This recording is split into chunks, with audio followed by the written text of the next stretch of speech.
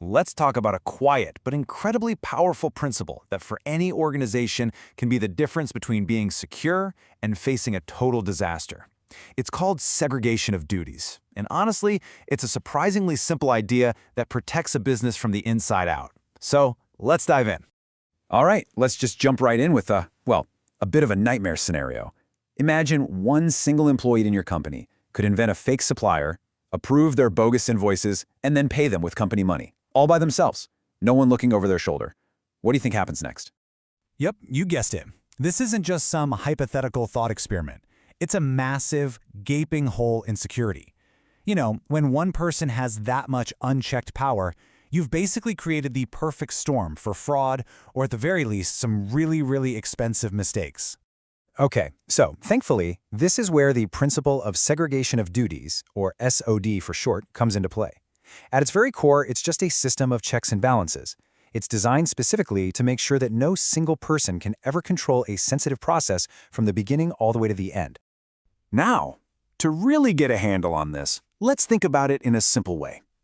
Let's imagine there are 4 guardians watching over any critical process.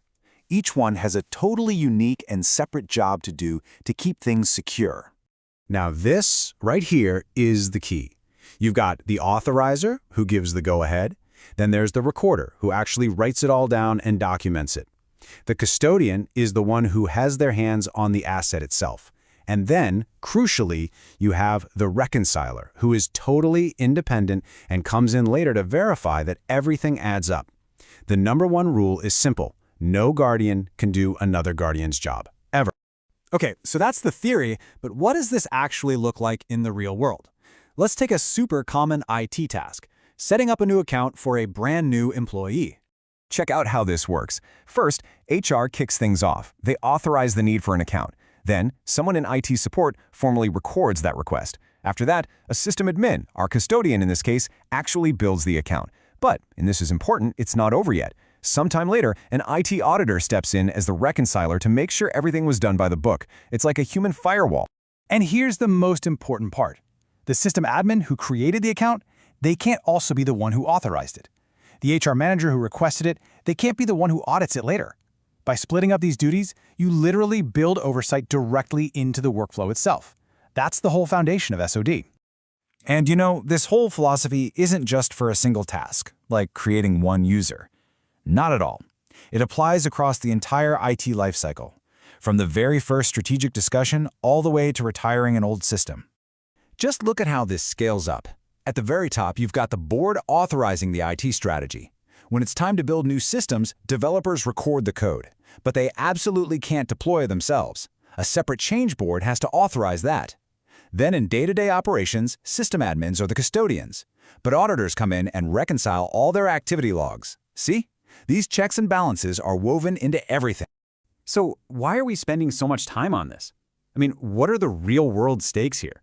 What actually happens if an organization just gets this wrong? Well, when segregation of duties is weak or non-existent, the results are predictable, and they are severe. The chance of financial fraud, data manipulation, and failing your audits doesn't just go up a little bit, it goes through the roof. For any business, these aren't small problems, they're existential threats. And this is the kind of damage we're talking about in the real world.